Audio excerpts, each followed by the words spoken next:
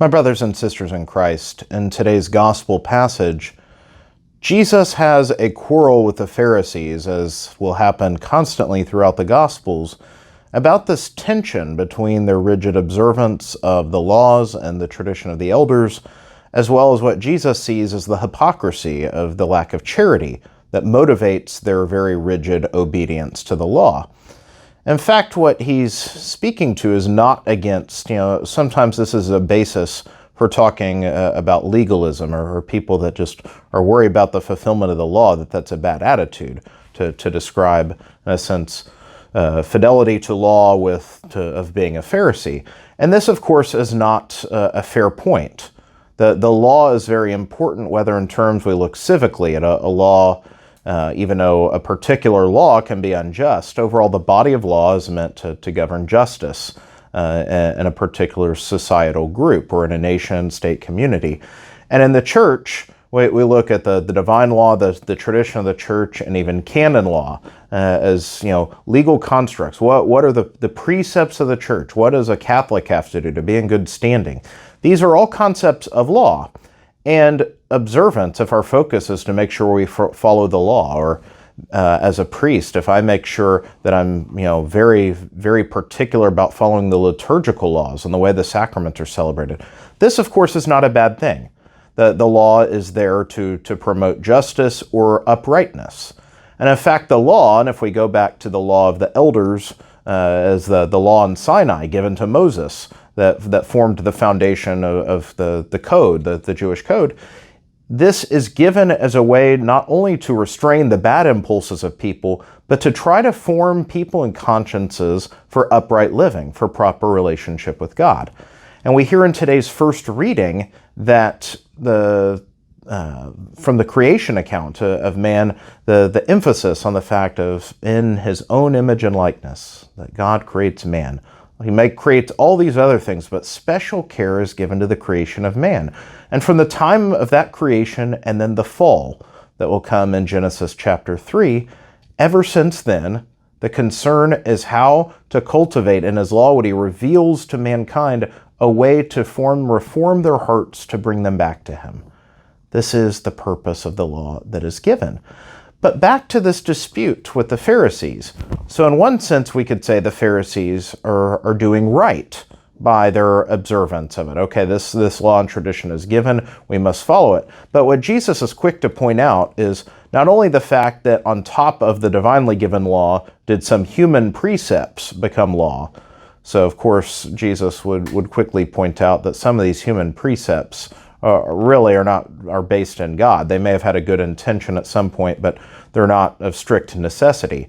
But even setting that aside, ultimately, if the law is meant to form a conscience and good living, and the purpose of the code of God's relationship with people is to bring about justice and charity in the heart, then he's quick to point out the hypocrisy of someone that would rigidly look at the observance, in this case, of washing one's hands before a meal, and yet hide behind the law as a reason to not be just or charitable.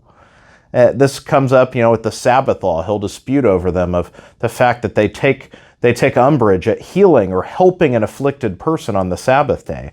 Says, how could this be contrary to the law of God to help this person in this case? And so the example of this way, it shows that we need a transformation in our thinking to get away from legal observance, in a sense, as a minimum standard. Like, okay, as long as I can just stay out of trouble with God, I'm okay. What does the law say I can't do? Versus looking at the law, how do I pray upon the law? How is the law written on my conscience to make me a holier person? And so I'll conclude this reflection with just a bit of a humorous experience. I'll make a little confession on camera here. Lent is coming up, so during the Lenten season, we often will give up things for Lent, certain commitments we make, and then of course there's the ones imposed by the law. For example, abstinence from meat on Fridays, fasting on Ash Wednesday and Good Friday. So there's both personal and communal impositions made on us. So as an example of this, a couple years ago on Ash Wednesday, I'm sorry, not on Ash Wednesday, on a Friday of Lent, was looking to find a good meatless dish, had an opportunity to cook, and had seen a recipe that interested me for a mac and cheese that had different kinds of seafood in it. Anyway, as the story progresses, looked at this one form that was essentially lobster mac. Well, the place that had the lobster didn't have, was planning to make to try out this recipe. They were out of it, so they specially ordered some. And by the time it was done, realized, and the lobster mac turned out wonderful. But it was like $100 meal. And when you consider that the law was meant to turn Friday into a matter of penance, to forego a pleasure, to live in certain humility, I didn't break the law. I abstained from meat on that Friday of Lent. And yet what my actual action was in obedience to that law was far from the spirit of it. That did nothing. If anything, that was a turn away from the holiness that the spirit of Lent was meant to draw into. That was an exorbitant meal. It was a luxurious meal. It was very good in the stomach, all that. It was a strict observance of the law, but contrary to the spirit for which that law was given.